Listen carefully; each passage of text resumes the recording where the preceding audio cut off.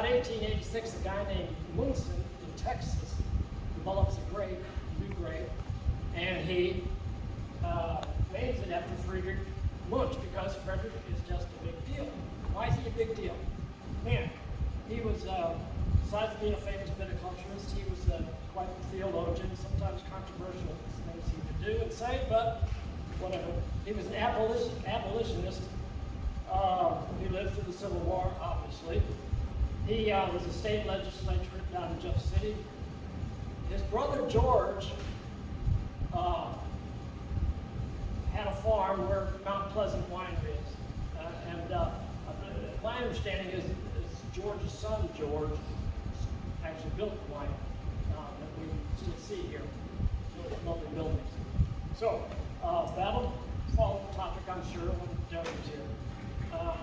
Okay, now this grape, Munch grape, that was developed down in Texas, ends up growing here, there on, but by the time Lucian Dressel gets here, he can't find it, so he found it somewhere down in southern Missouri. It starts growing it again.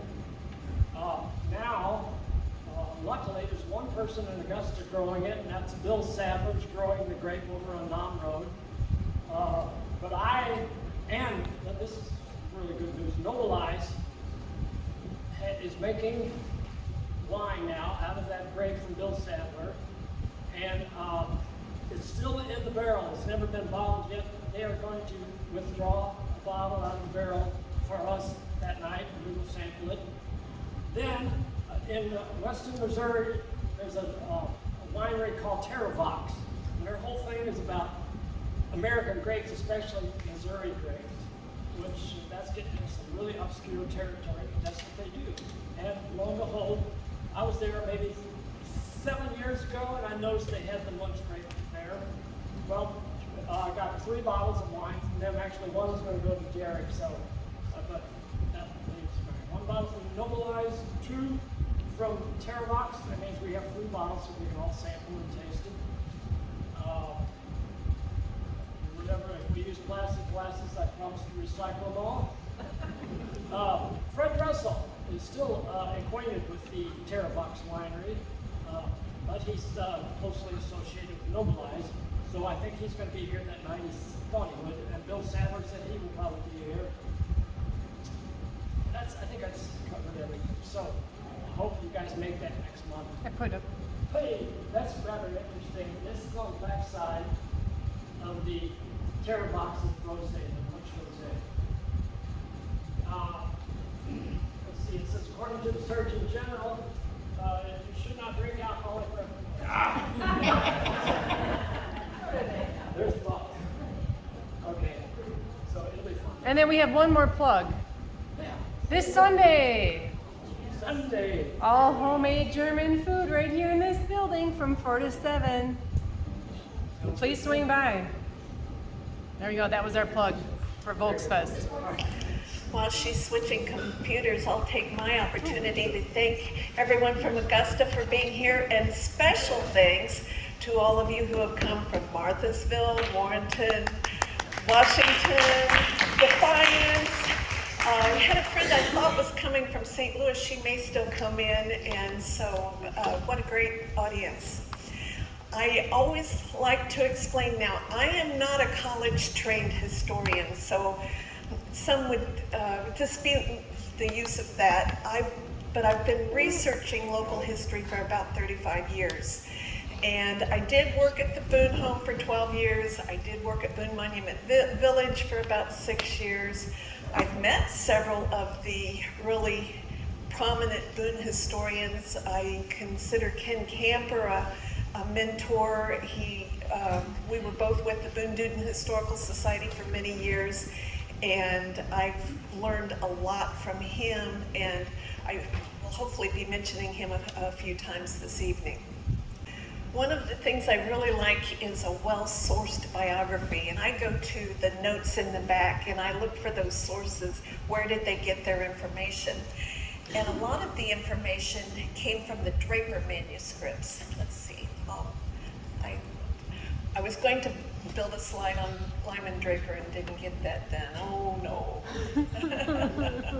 But this is part of my own personal collection. I do have several of my books over on the table. You're welcome to look through them after the program. There's 2 of them that are pretty good opportunities to look up.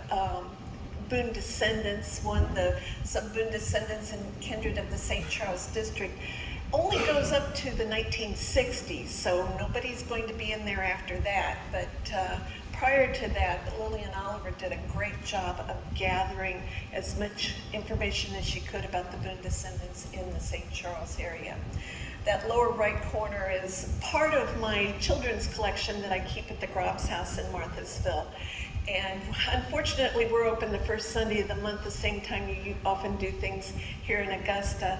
But if anyone is looking for a Boone children's book, come by and see me sometime.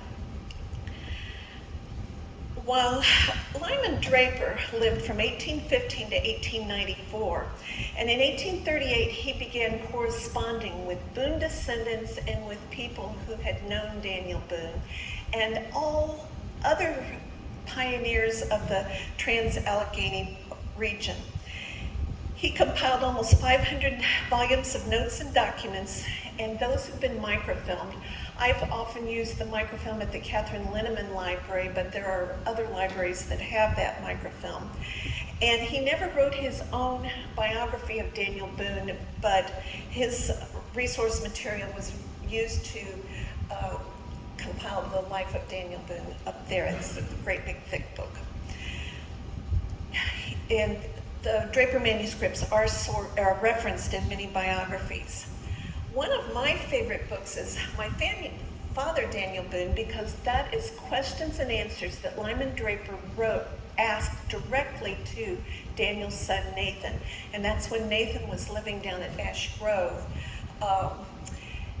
The stories that Nathan tells from his own lifetime can be considered primary sources, but the things that his father told him or other people told him should be considered secondary sources. And Nathan's version of the story doesn't always agree with other versions, but the funniest one is there were a couple of times when Nathan and his wife Olive were being interviewed, and Olive would interrupt and say, "That's not what your father said."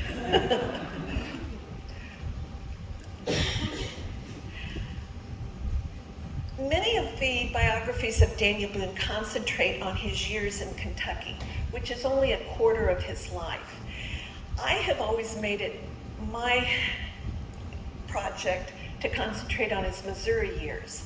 But because this year is the 250th anniversary of the Declaration of Independence, we consider it our nation's birthday, I felt like I really needed to go back and research the Kentucky years, learn more about them than I had in the past, because those activities in Kentucky qualified Daniel to be considered a patriot. Many of those were considered actions of the American Revolutionary War. So I'm going to start out with just a brief background about Daniel. And he was born in the colony of Pennsylvania in 1734. He was the son of Squire Boone and Sarah Morgan. Both of his parents had been immigrants to this country. His father had come in 1714 and his mother in 1718. And Beverly Sines created this tree, which includes Daniel and his brothers and sisters with the parents at the bottom. The Boone family moved to North Carolina around 1750. And Daniel spent more years in North Carolina than he spent in any other location that would become a U.S. state. In 1754, Daniel served as a teamster in the French and Indian War. He was hauling supplies for General Braddock's troops. And he also served in other military roles in those early years. Now, Rebecca Bryan, Daniel's wife, was born in 1739 in the colony of Pennsylvania, but her family also moved to North Carolina, and that's where she met Daniel in 1756. In 1769, Daniel explored the western part of Virginia, which would later become Kentucky. He and his brother-in-law, John Stewart, were both captured by Indians but escaped. Some of the party that was with them went home. Other people from eastern Virginia or North Carolina came and joined them in what was the later the Kentucky area. And that included Daniel's brother, Squire. I am just amazed, how did those people find them in that great wilderness? During that trip, the brother-in-law, John Stewart, disappeared and was presumed that he had been killed by the Native Americans.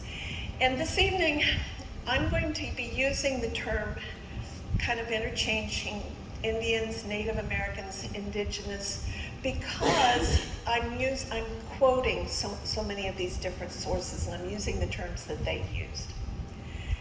So these are some of the things that Daniel did in those early years, and a representation of the event during Braddock's campaign, where he was fighting for the British at that point. They were wearing their red coats, walking through the woods, on a path in the woods, and the Native Americans were behind the trees and just picking them off as they went.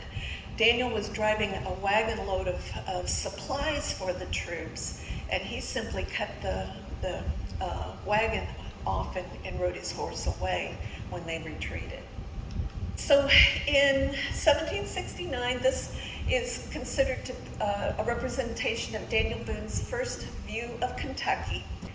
So Daniel and Rebecca had 8 children when they attempted to move to Kentucky in 1773. That's when their eldest son, James, and other men were killed during that journey.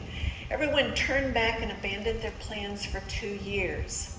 Then in March of 1775, Daniel Boone, Richard Henderson, and about 1,200 Cherokee met at Sycamore Shoals, which is present-day Elizabethton, Tennessee, and purchased 20 million acres of land, which is about half of present-day Kentucky.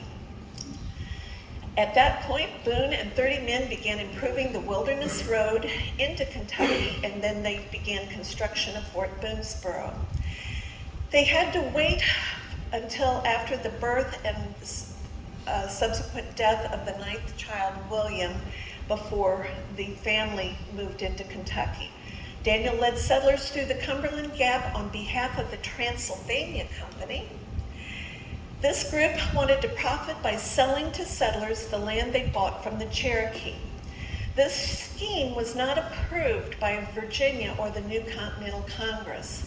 Settlers who came to Kentucky with them were later required to file the normal preemption claims according to Virginia law. Initially, Daniel lived at Boonesboro, and this, of course, is one of the most famous paintings of Daniel Boone escorting settlers to the Cumberland Gap. The original of this is at Washington University, and I got to see that a few years ago. So the Boones lived at Boonesboro for those first few years, and we have a map of what they think the original fort looked like in 1775, and then that's been totally reconstructed and is a Kentucky State Park today where you can visit.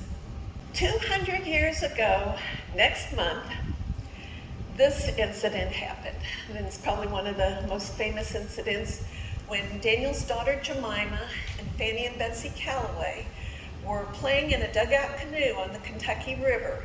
It kind of drifted across, and there were Native Americans in the forest there.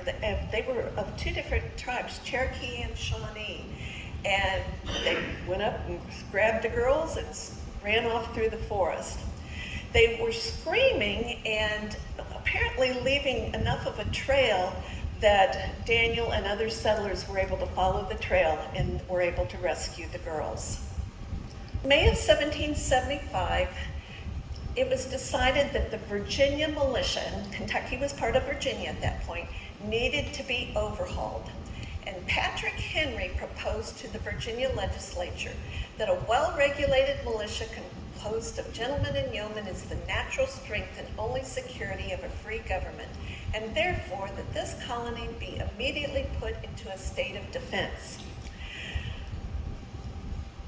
There were objections to updating the militia.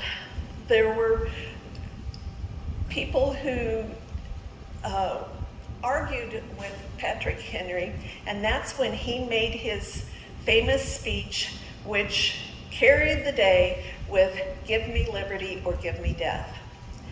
So the legislature did update the militia. They called for each county to form one or more militia companies, depending upon the population. Each man was to equip himself with a good rifle, a tomahawk, and be clothed in a hunting shirt. Daniel, of course, was part of the militia, and the following year there were a number of skirmishes, and he and John Todd were both wounded in some of the skirmishes. At that point, it was recommended that all the settlers go to one of the two main forts, Boonesboro or Harrodsburg. The following year, Daniel Boone took a party up to the Upper Blue Licks to make salt for the settlements. And while he was out hunting to get food for the men that were making salt, he was caught by a party of Indians on their way to attack the settlements. In order to save their lives, Boone convinced the salt makers to surrender. When he escaped and returned to Boonesboro, he found that his family had returned to North Carolina, that they assumed that he had been killed. The only person that was there was his daughter Jemima with her new husband, Flanders Calloway. Boone helped prepare the fort for an impending attack and helped defend it successfully during a 9-day assault. He was then brought up on charges that he had conspired with the Indians to surrender the fort. But the evidence in his defense was overwhelming, and not only were the charges dropped, but then he was promoted from captain to major in the militia. After that trial, he returned to his family in North Carolina. He returned to Kentucky, and at that point, there were considered to have 5 large settlements in Kentucky: Boonesboro, Harrodsburg, Logan Station, Louisville, and Bryan Station. Now, Daniel decided not to go back to Boonesboro, and so he had claimed some land on the Licking River with his friend Michael Stoner. His son Israel, who was 21 at the time, was issued a certificate for land on Boone's Creek, 10 miles southeast of Lexington and midway between Boonesboro and Bryan Station. Daniel created Boone's Station on Israel's land and lived there with his wife Rebecca and their 5 unmarried children: Israel, Lavina, Rebecca, Daniel Morgan, and Jesse. And that's where their youngest son Nathan was born. There were a number of other family members, a couple of Daniel's brothers, Edward and Samuel, and other people that intermarried with the family later on. In the summer of 1780, a large army of British and Indians invaded Kentucky on the 24th of June, and that's when Ruddle's and Martin's stations were attacked. Those settlers were either killed or taken prisoner to Detroit. I had McDaniel ancestors at Ruddle Station, and they were among the ones that were taken to Detroit, and 2 years later they were actually released from, they were being held in Canada at that point. There are other people I know in the area. Margie Miles' Gatliff ancestors were in the same situation. So they were held in Montreal and released in 1782. At that time, Colonel George Rogers Clark organized the militia companies, including several under the command of Daniel Boone, and together with some of his Virginia regulars, they invaded Ohio and defeated the Indians at Pequot. This action postponed any large invasions that might have been planned. Then that fall, Daniel and his brother Edward were hunting when Edward was shot and killed. The Indian's dog pursued Daniel through the canebrake, and once he finally got far enough ahead, he stopped and reloaded his gun and shot the dogs so that they didn't continue to pursue him. During that period, Daniel was promoted to lieutenant colonel, which was one of the highest ranking militia officers in the area. But although he was older, he was outranked by 3 full colonels, Benjamin Logan in Lincoln County, John Floyd in Jefferson County, and John Todd in Fayette County. And those 3 counties comprised all the land in what is now the Commonwealth of Kentucky. In 1780, the British and Tory forces were defeated at Kings Mountain, South Carolina by the Americans, and that battle was certainly considered to be a pivotal battle in the American Revolution. My Gann ancestors were in that battle along with Benjamin Sharp, who spent the end of his life in Warren County. And Benjamin wrote a lot of letters back and forth with Lyman Draper that describe that battle and have been used in some of the histories of the battle. There's a brand new book out by Philip Thomas Tucker, who got his PhD from SLU, and about that battle. So in 1781, the Confederation was finally fully ratified when Maryland accepted as the last state to do so. Boone was elected to serve in the Virginia legislature, which began in Charlottesville in May. In early June, Jack Jewett rode into town and warned the legislature that a party of English dragoons led by Colonel Tarleton was approaching to capture all the members of the legislature. Boone and a few others stayed behind to load the official records into wagons and were captured and held prisoner.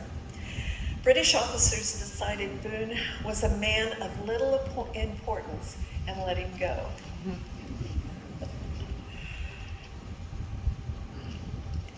So that's the year when Nathan was born. Daniel's daughter Jemima and his daughter Susanna both had babies about the same time. And when Daniel came home, someone lined the 3 babies up and told Daniel to pick his own, and he picked Nathan out. In 1782, people in Virginia were celebrating the surrender at Yorktown. And in Hammond's book, there's this quote: "Richmond held a victory ball. People there felt safe from invasion by British troops, but no one really believed that the war had ended. With the coming of winter, both armies went into their winter quarters. In keeping with the custom of the times in civilized countries, war was normally fought when the weather was good." When Daniel came back from the legislature, he realized that the situation at home was somewhat different. Where the war had been fought mostly against Indians led and directed by British officers, the attitude did not change. So on the East Coast, they were experiencing a ceasefire, but in the pioneer areas of Kentucky, there were still problems. Hammond said the Indians also seemed to enjoy raiding the Virginia settlement without the help of the British in order to steal horses and, when the opportunity occurred, to attack small settlements or travelers. The British made no attempt to abandon their forts along the Great Lakes. Efforts to make peace with the Indians had not been successful. The warriors frequently told white men that they preferred war because the loot they obtained was more profitable than being at peace. End quote. I'm going to go back. On Bryan Station, it was founded by the Bryan brothers around 1775, but they didn't stay there very long because it turned out that that land had previously been claimed. But it still built up quite a settlement even without the Bryans. And by 1782, it was one of the largest in the West. 150 feet by 600 feet. There was a siege at Bryan Station in 1782, and there was one family who had a cabin right outside the fort walls. James Morgan was awakened by his dog, and he told his wife, hey, we need to go to the fort. And she refused to go. She really didn't think there was a problem, but she was willing to hide under the floorboards of the house. Still, James decided he was going to go to the fort and tell them, something's wrong, something's upsetting my dogs. And they decided for him to take their baby with him. So that night, the British force moved in before dawn on August 16th and captured Mrs. Morgan. Because the settlers were aware that they were coming, they sent 2 express riders to Lexington for reinforcements. Along the edge of the fort, there were 3 cabins that were set fire, but Caldwell later put in his report that the wind being contrary prevented it from having the desired effect. When they tried to rush the fort walls, they were met by a volley of rifle fire. So back at Lexington, they brought 30 men to Bryan's Station, and on the way, they met 10 other men from Boone's Station, and so a group of 40 men came and reinforced the fort. One of those was William Hayes, Daniel's son-in-law. The attackers bluffed. Even though the attackers had the fort surrounded, the group of 40 just went through their lines and got inside to help defend the fort. 17 were able to get in and defend the fort until dark. The attackers bluffed that they had a large army and artillery, but the defenders didn't believe them. Caldwell's force consisted of 300 Indians and a few Canadian Rangers, and the next morning they left with their single prisoner, Mrs. Morgan. The next day, Daniel Boone arrived and helped, again, he was there to help reinforce Bryan's Station, but there was no more problem there. He was accompanied by men from his own station and from McGee Station, and the party included his son Israel and several other relatives. Despite what some have reported, Hammond noted that Boone would not have wanted to be under the command under the jurisdiction of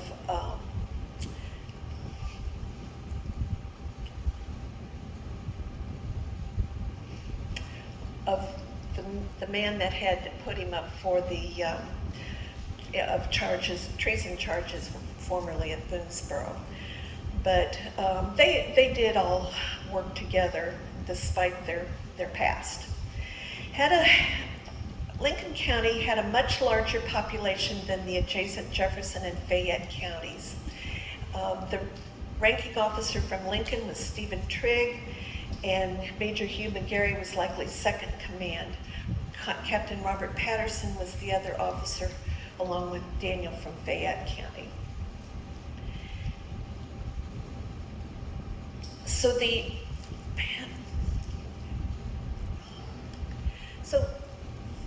this is essentially the same book on 2 different printings. They have 2 different covers. I don't think there's any way I can express the details of the Battle of Blue Licks that Hammond does. So if you're interested in details of the battle, read these books, because he went out, there were so many different officers that made reports of the battle, so many different people that wrote about the battle, that told Lyman Draper about the battle. They don't all agree, and Hammond points out what agrees and what's different to really explain the battle at Blue Licks. Some say that the high-ranking officers wanted to, including Daniel Boone and Stephen Trigg, wanted to delay an attack. They were going to pursue the Indians that had attacked Bryan's Station. Boone was said to be the most familiar with the area, and he thought they should wait for reinforcements.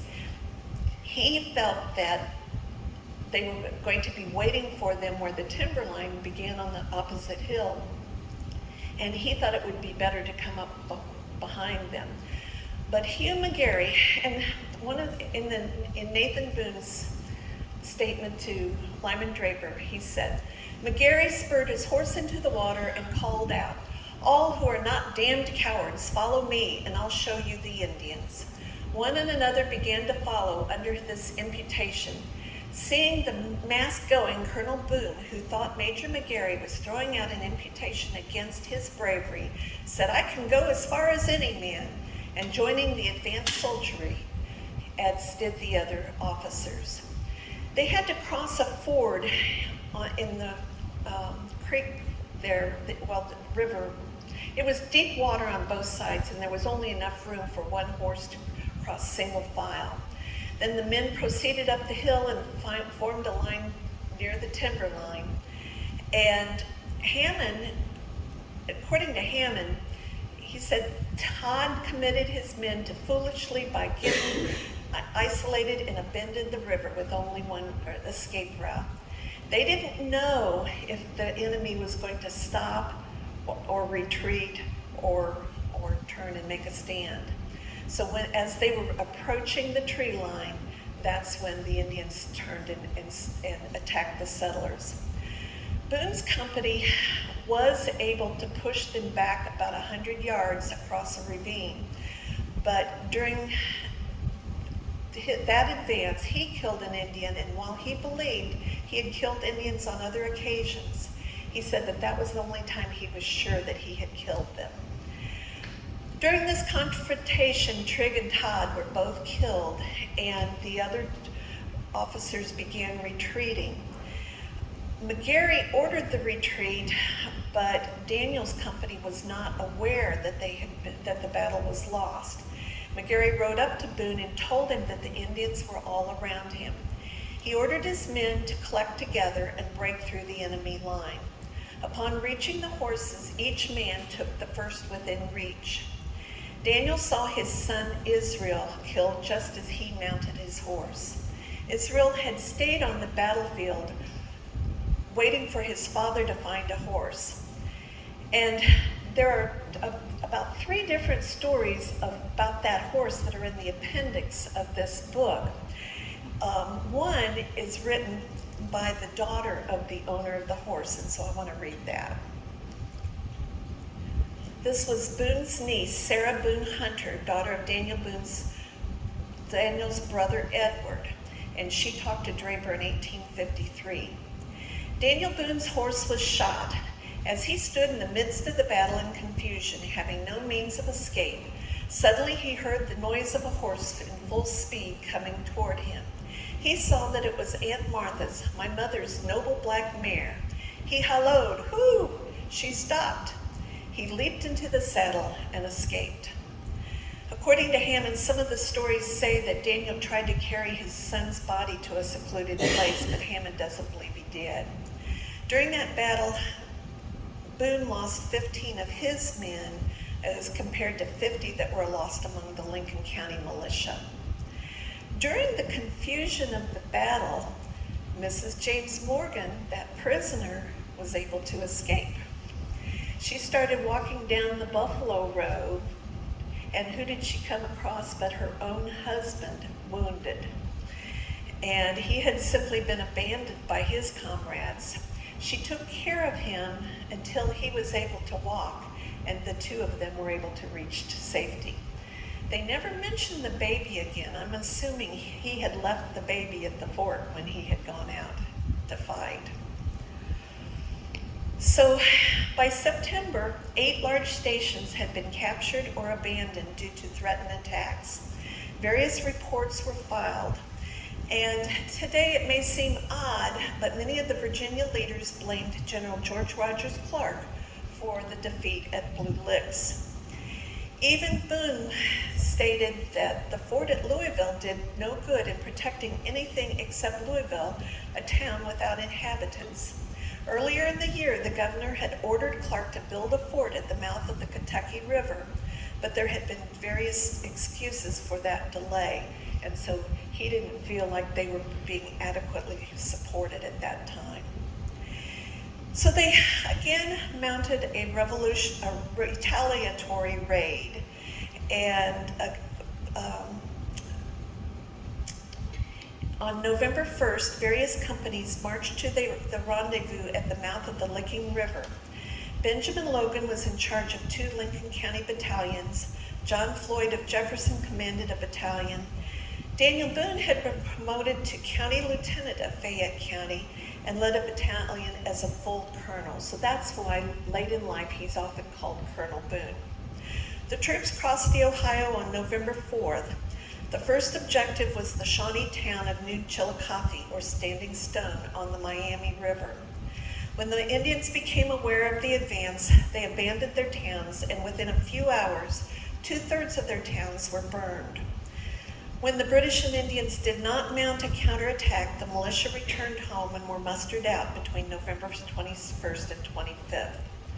The Secretary of War canceled another expedition, and because he said, quote, General Washington had been assured by the British general that all the savages had been called in from the frontier and were not to commit any further depredation upon the inhabitants.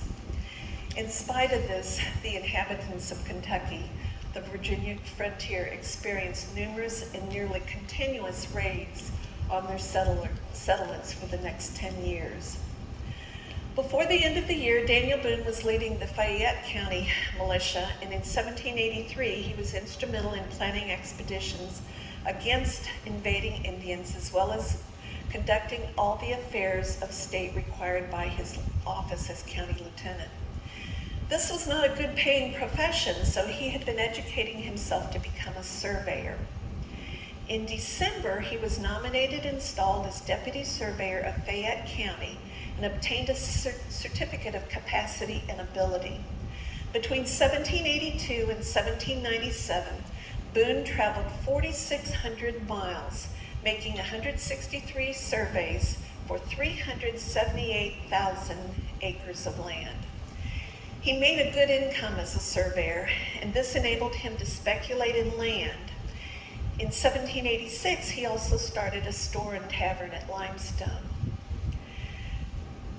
So the Treaty of Paris ending the Revolutionary War had been in 1783, and that was the same year that Daniel was interviewed by John Filson, and the following year, Filson published a book called The Discovery, Settlement, and Present State of Kentucky, which is considered to be a biography of Daniel Boone. And because that was so widely spread, even through Europe, that's really when Daniel Boone became famous.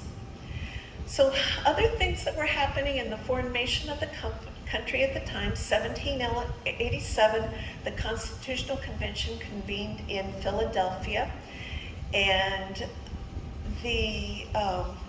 Daniel that year was elected to the Virginia Assembly. 1789, George Washington was elected president. First session of Congress convened. Daniel was running a trading post in the backwoods. 1791, he was back in the Virginia legislature. 1792, Kentucky actually became a state.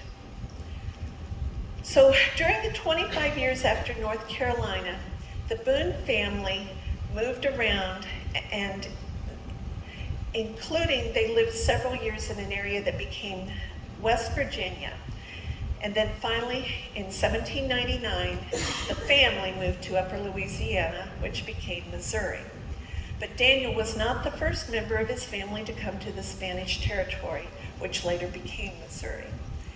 Okay, so being Spanish territory, the Spanish government was granting settlers grants of land, and this is the area where Daniel Boone and several of the family members received their grants. Daniel Morgan Boone, Flanders Calloway, and others explored this area in 1796. They're said to have found the beautiful valley along Vimeo Sage Creek with abundant game, rich bottomland, and easy access to the Missouri River. Representing his father, Daniel Morgan Boone, visited Lieutenant Governor Zenon Trudeau in 1797 and talked about the possibility of the Boone family moving here. Trudeau offered Daniel 1,000 arpents of land, that is the equivalent of 850 acres, if he would lead a group of American settlers here. He offered 600 arpents of land for each family accompanying him. He assured Daniel Morgan that the requirement that settlers be Catholic would not be enforced. Trudeau gave Morgan a letter inviting his father to come here. Morgan picked out land near the Missouri River. It's the Matson area today, and it's this land grant right here. Daniel got that one. Nathan eventually got that one. This one is a Brian, or a that was Van Bibber and Brian. So the Boone home is right in that area. There's Callaway and Hayes and other family members all along here.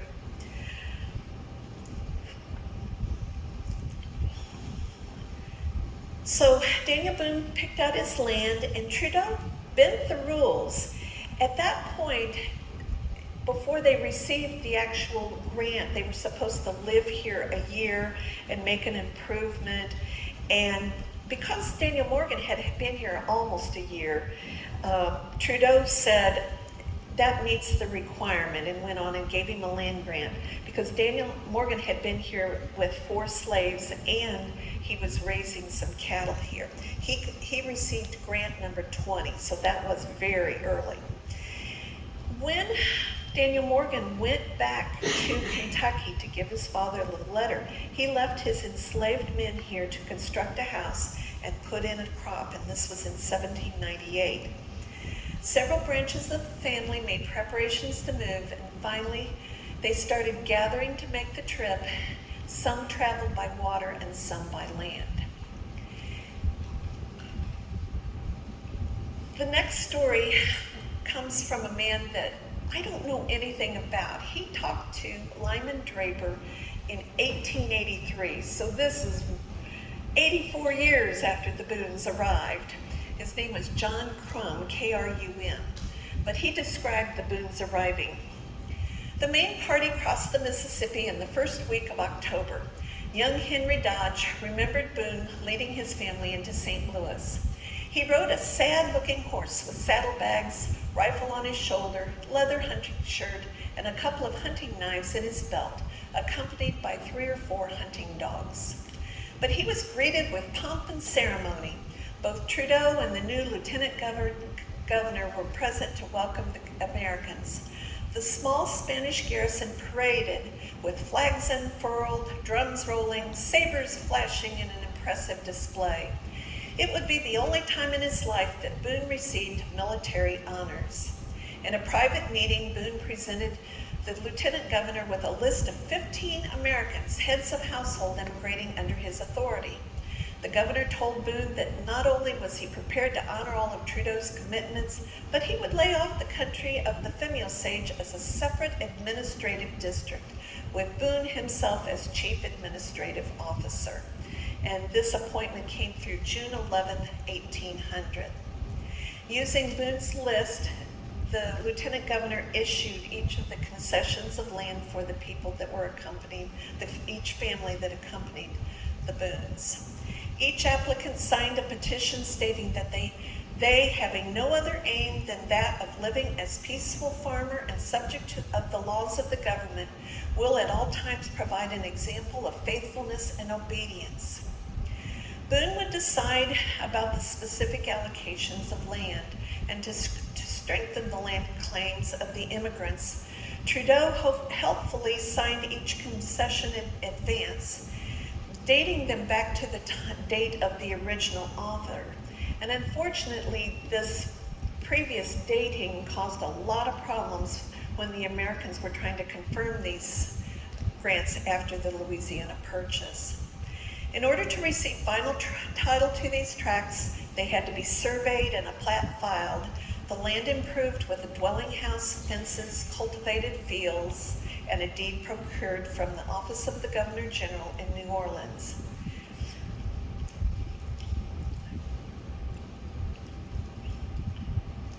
So the first few years that Daniel Boone was here, he lived with his son, Daniel Morgan Boone. Now the first year that they were here seemed to be quite eventful. First, Daniel Morgan found a wife. John Baptiste Lewis and his wife Elizabeth Harvey or Hardy had moved from Virginia in 1796 and lived at the post of St. Andrew, which is now the Eureka area of West St. Louis County.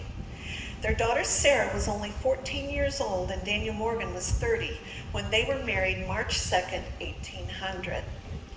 There were no Protestant ministers or even a justice of the peace available at that time, so they were married according to Spanish custom. The Catholic Church at Jackson and South Main in St. Charles had been dedicated in 1791 under the patronage of the saintly Cardinal of Milan, Charles Borromeo, the patron of the Spanish King Charles. An early researcher went through the Borromeo vaults in 1915 and found Daniel Morgan and Sarah's marriage document, and a translation of that is in Lillian Oliver's book about the Boone descendants.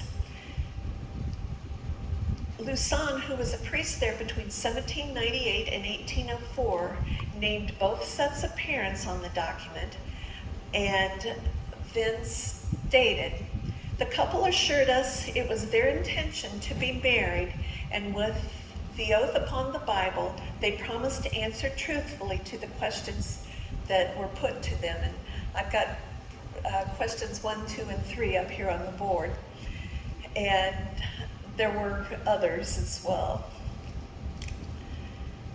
After the above-mentioned information and the publication of bans having been made 3 consecutive Sundays at the door of the Church of St. Charles and at the door at the post of the Commandant of St. Andrew, Daniel Morgan Boone, in the presence, took the said Sarah Griffin Lewis for his wife and legitimate spouse and promised her his troth. She likewise the same. And having received their mutual consent according to the ordinance of His Majesty. A variety of those early settlers, Daniel Morgan Boone, or William Hayes, Nathan and Olive Boone, Francis Howell, Elizabeth Mackay, Philip Milla, which would be Miller, Nancy Long, and Louis Jose signed as witnesses.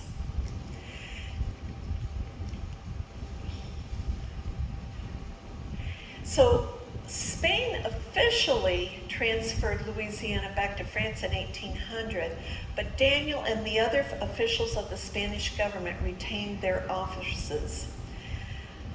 About a year after the Boones arrived, the eldest daughter, Susanna, died of bilious fever, leaving 10 children ages 10 to 25. Their eldest daughter, Elizabeth, who was born in 1776, married Isaac Van Bibber in Kentucky in 1797.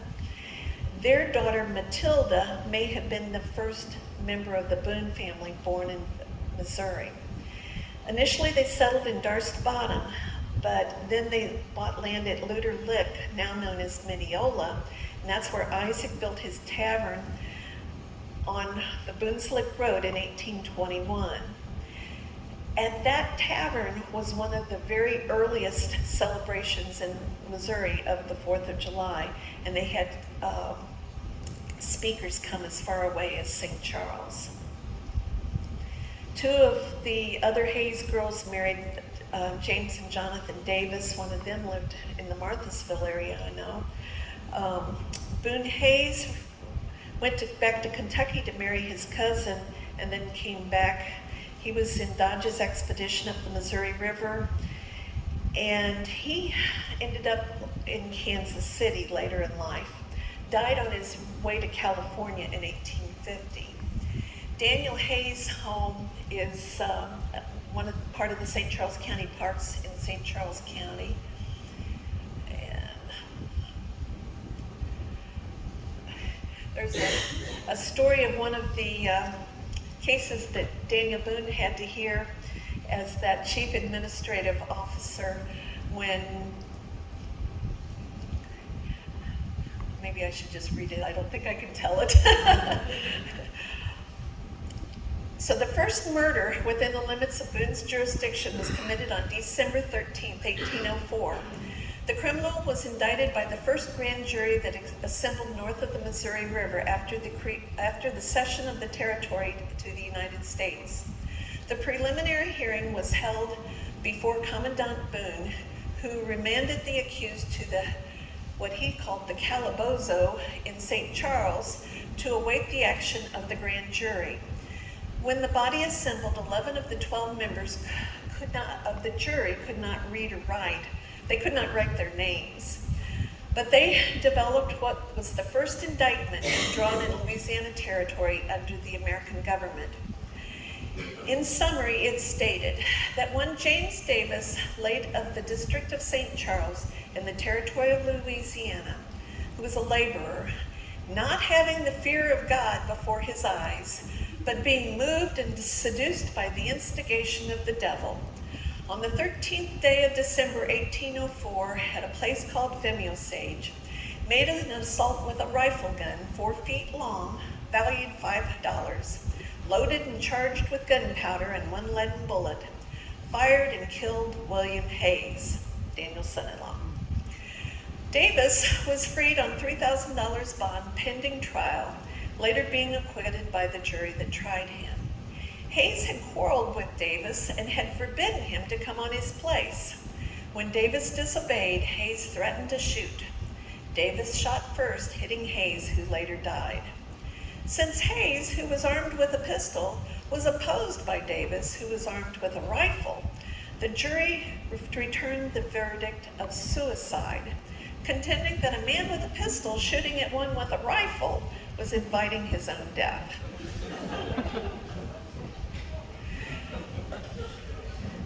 This Hayes was Susanna's husband, and this Davis was his son-in-law. It is said that after the preliminary hearing, Daniel accompanied Davis to St. Charles and posted his bond until the trial. Since this happened after the Louisiana Purchase, apparently Daniel was still serving a role under the American government. So another thing that the Boones are quite famous for are working at the salt licks in Howard County and ultimately improving the road that became the Boone's Lick Road, essentially following I-70 today, but originally they probably were following animal traces and Indian paths in various locations. The Boone's Lick Road today has 3 different locations in Boone County because at times different areas were considered to be better routes.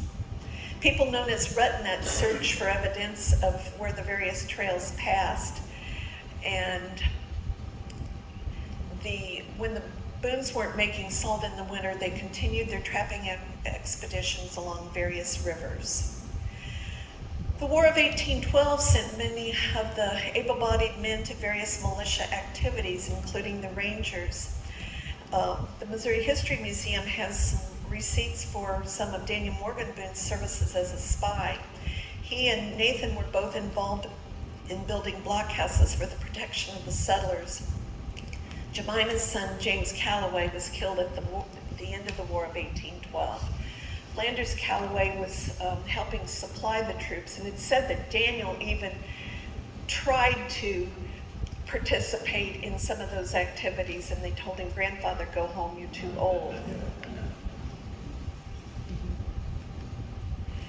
So late in life, there were several, Chester Harding made a portrait of Daniel Boone at the Flanders Calloway home where he was living at that point, and then made various copies. And one of these, it's my picture of the portrait that is in the gallery in Washington, D.C. I got to see that last summer. Now I don't remember which one, if it's the first one or the last one. I know it's not the middle one.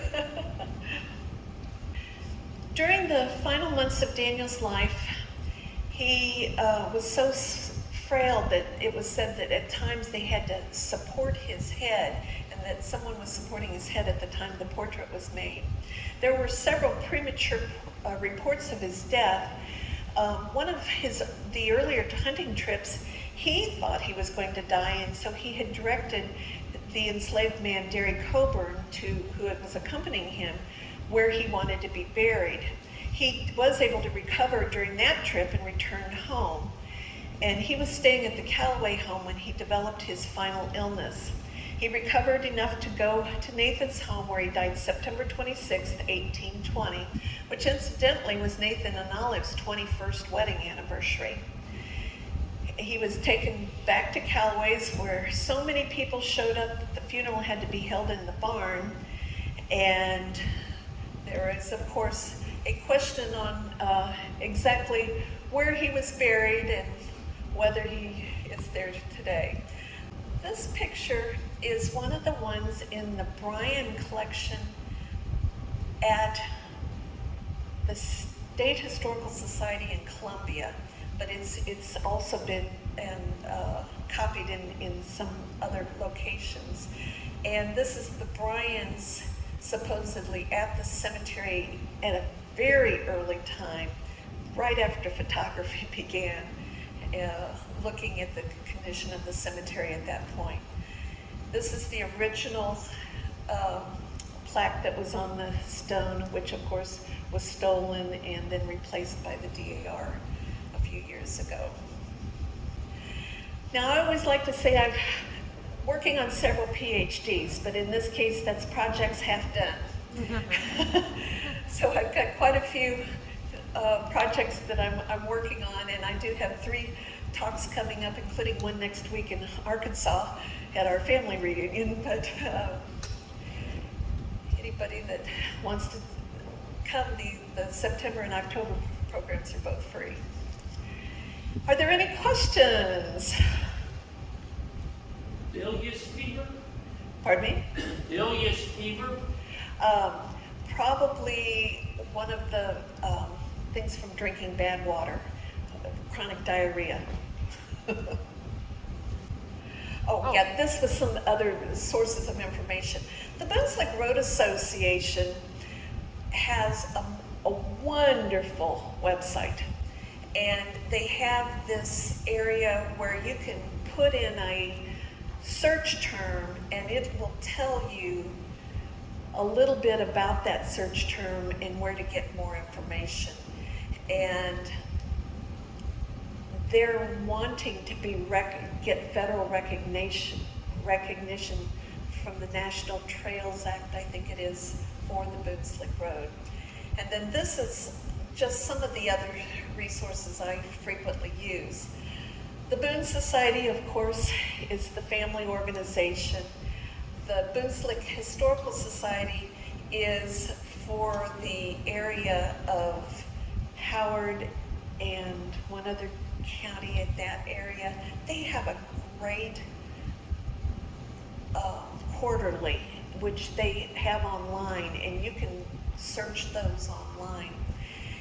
Ken Camper has his Daniel Boone and Frontier Frontier Research Association, and you can email him if you want a free periodic newsletter of whatever he's working on. MoHistory.org is the Missouri History Museum in St. Louis. SCCHS is the St. Charles County Historical Society. SHSMO is the State Historical Society of Missouri. They, of course, have a fabulous collection. Next is the Missouri Archives. And then I'm pretty actively involved at the Warren County Historical Society. I don't think we have much on Boone, but we do have a wide variety of Warren County resources. Now, any other questions?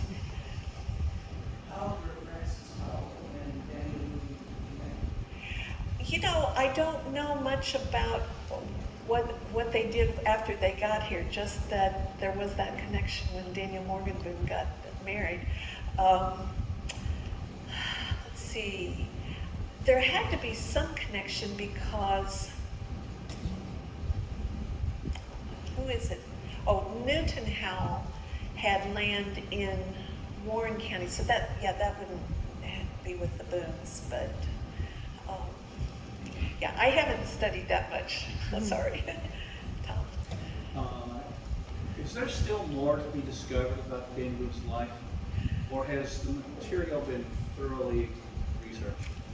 I suspect there's more, because with those 500 volumes, you know, people have to go page by page, they have to transcribe it, and that is being done, but I don't think all of those documents have been transcribed, and once they're searchable, that's going to be very helpful.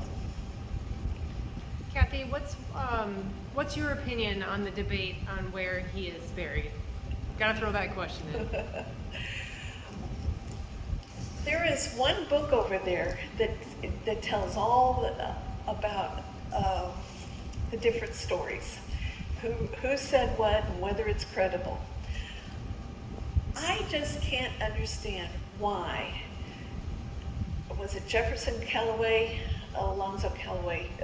It was one of the Callaway family slaves who said, I was there, they told me where to dig, I knew it was the wrong place, but I didn't tell anybody. Why would he make that up? That's true. Of course, Ralph Gregory was the one that came up with, they only took large bones. They didn't take a full skeleton. And so we know the hearts and brains are part of the Missouri soil. Okay. Do they have plans for doing anything else near the grave site area? For many, many years, it's been suggested that more be done. And of course, the adjacent property is for sale right now. The next person that comes along maybe can follow that through. I know the Boone Society has attempted to find people locally that would care for the cemetery. One of the things that I've got probably 10 slides back, of Daniel and Rebecca's children, there's, I think, 4 of them that don't have tombstones. And that needs to be changed. Nathan does, it's part of the state park in Ash Grove. Daniel Morgan's property in Kansas City, his tombstone is there. DAR put a tombstone in the family cemetery at Marthasville for Jemima.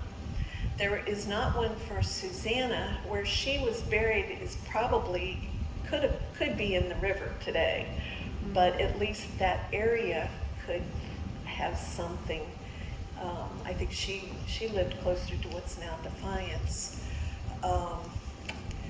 Lavina and Rebecca both died in Kentucky, and there are not tombstones for them. One of them, they're pretty sure they know what cemetery it would be. I don't think they know the other one. Jesse died he was serving in the state's first constitutional convention, and he does not have a tombstone. That needs to be changed. So. All right. Did you want to address the tombstones in Defiance, Paul? I was just wondering, have you ever seen those Revolutionary War soldiers that are buried around Defiance? I'm aware that there are Revolutionary War soldiers, in this area. You had done the 2 in this area, but I can't remember. I think there's a list of maybe 35 or 40 in St. Charles County. We only know of about 8 in Warren County. There may be others. There were a couple of people who lived in Warren County for a while and then moved further west. We know they spent some time there, but I'm particularly involved with the Benjamin Sharp because that's across from where my husband grew up. But Are there any other questions? Did Daniel lose his original grant at Madison? Yes, but then it finally was re-awarded back to him and then he sold it. So it didn't stay in the family. When you showed the map of the, and you were talking about the land grants, Uh-huh. was each of those squares a land grant? No, they tend to be odd shapes. What are those squares? What do they represent? Oh, the squares are sections on a modern map. So each section is 640 acres. And so these land grants, these are all separate land grants. And then that's a nice long one. That's the one that the Boone homes on. That one went around the edges of that one. Was that land all surveyed at the time the Boones arrived and they just picked? No, they had to have it surveyed. Okay. And it's kind of interesting. This particular map, it's actually two maps that I put together. The originals are in the collection at the Warren County Historical Society, and these were 1817 surveys that were copied in 1836. We have the 1836 copies, and they're on this really thick, fibrous paper. And we also have the county surveyor for Warren County in the 1850s, Frederick Morsey, had obtained all of these things for his survey work, and we've got it at the museum. Most Spanish land grants tend to be at angles, and most of them have at least one access to a river. If you ever look at the La Charette ones, you'll see one goes this way and one goes that way. They all have their river access. There's 7 in a row that kind of sneak around each other for their fields. Yeah, did Flanders Callaway get a land grant here? Yes. This one right here is Flanders Callaway's. So where Callaway Fork is, Callaway, that subdivision there? There's one entrance on F and one entrance on D. That's Callaway Valley. Callaway Valley, okay. And so his land would be in that area, at least the Highway F side of it. I don't know if it goes all the way. Approximately what year Did they get their land grants? Callaway did a land grant, yes. 1799. So he eventually built in La Charette. Yes, so good question, and I do have that. He is actually spending a lot of time at La Charette by 1805, and he starts purchasing the original La Charette land grants in 1809 and purchased about 5 different parcels over the next several years. So that's where he was living during probably the War of 1812, and he sold or he transferred his original land grant to one of his sons.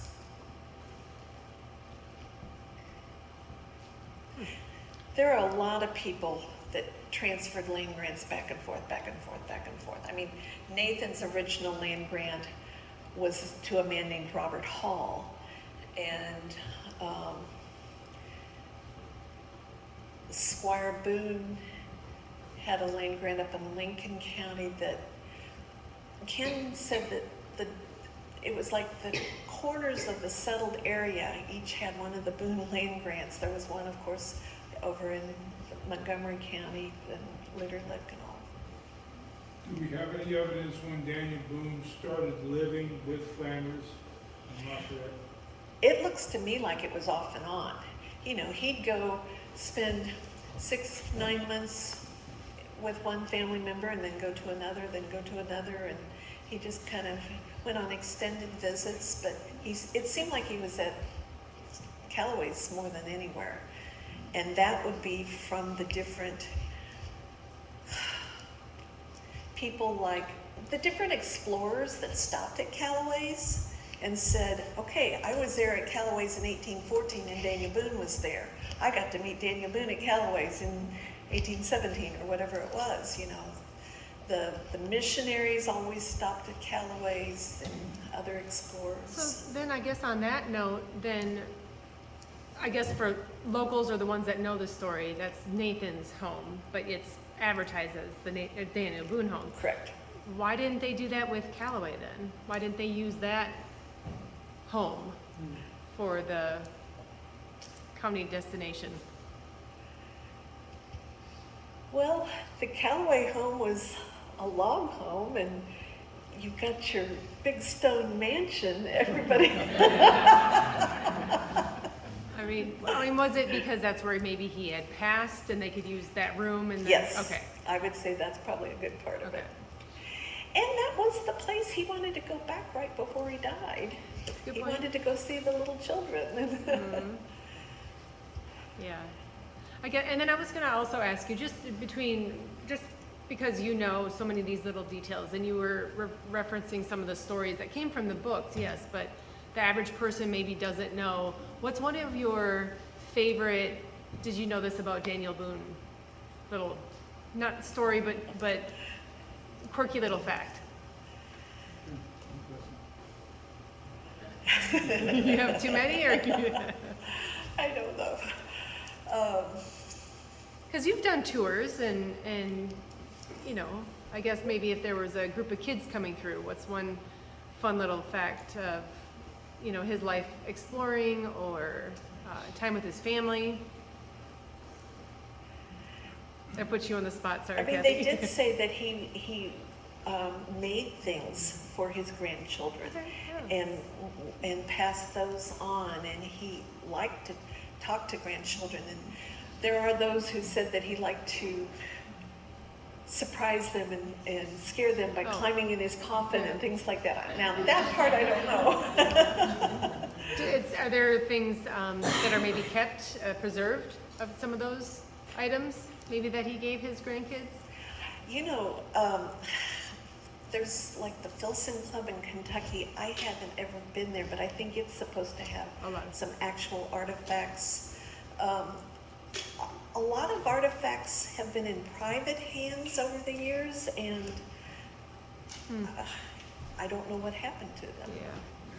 Yeah. Cathie, along that topic of odd stories, is there any truth to that one story, and this was before he was in Missouri, that he went off on a hunting trip and he was gone so long that his wife gave up on him and had a child with Daniel Boone's brother? I And then have looked Boone- at the dates and I don't think they fit. Okay, so it's not a true story. Yeah, Well, supposedly Daniel Boone came home and just shrugged his shoulders and goes, well, that's how it goes. it's still in the family. Yeah. Yeah, do you have a sense of what his personality was like and what made him such an exceptional figure in history? You know, one of the things that I really like, they said that, like, when he served in the legislature, the things that were concerning him were conservation issues. He didn't want the settlers going out and shooting all the buffalo or, you know, cutting down all the trees. He wanted to preserve the landscape, and that, I think, is so commendable. It seems like a lot of the stories do say he was relatively easygoing. He would much rather parley with the Indians than fight them. He respected them. He respected their ways. He spent a lot of time during his childhood learning their ways, and therefore he was able to relate with them. When he was captured Blue Licks, and he was adopted, and he just fit right in. When he escaped, they said, well, why did you leave? We thought you were happy. And he said, well, I wanted to go see my family. So then also, did you want to touch on maybe the memorial or the judgment tree that we have on 94? Well, again, 94, he was definitely, I feel very certain, that first 4 or 5 years when he was serving in a judgment type role, he was living with Daniel Boone there in that Matson area. Of course, when he moved up on Nathan's property, was he serving in that role? You know, it seems like because people respected him, they would bring their disputes to him, maybe even when he didn't have a clear public role, but he could still resolve problems where both sides felt like they got the best. Actually, I wanted to reference that we were just talking Matson, and I was thinking back to the Boone Spring home. The picture that we put up there of Derek, who will be our guest next month, that's in the Boone Spring on the Matson property out there, which just, that was the picture we had of Derek, but, because wasn't his cabin right next to? We've seen that area, right, Paul? Yeah. Yeah. Well, which Boone Spring?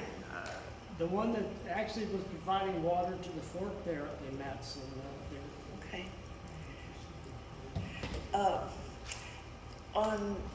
So north of 94? You could say, I think it's actually west. Well, because the highway's going. Yeah, and Yeah. that confuses me like. No. Okay,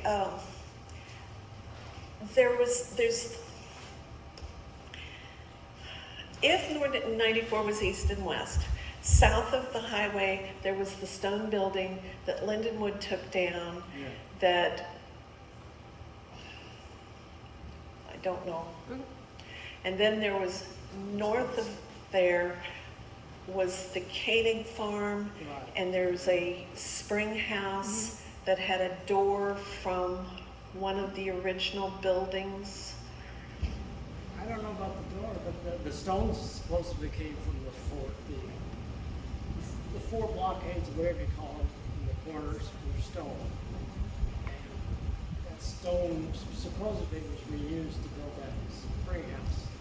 Okay, and that's the spring you're talking about then? Yeah, that's Okay. that picture that we Yeah. showed of Derek. Okay. He was walking with us, I guess in January, February. Yeah. Just connecting it, you know, Derek was interested and we took him there and Excellent. talking about places that Daniel had lived. I think Ken took me there 20 years ago. It's the same. Trying to remember. Same place. Yeah. Cathie, as I understand it, the Highway 94 was originally called the Marthasville Road, and I believe, I was just reading today, that was authorized by the authorities around 1812. Couldn't be Marthasville in 1812. It was no Martha, it was, right. Huh? So But roads, it was later called the Marthasville Road. Yeah. But they wanted a road from St. Charles to La Charrette, and they and authorized it. Would that have existed in any form in Daniel's time? yeah, it was about 1805, and I've got a copy of the St. Charles County document about that road, where various people were petitioning to have the road improved. So when he traveled from the Defiance area over to the La Charrette area to visit family, would he have traveled down what we think of as 94? Probably. Oh, except that Ken said one time that he thought it included part of Femi Osage Creek Road. So,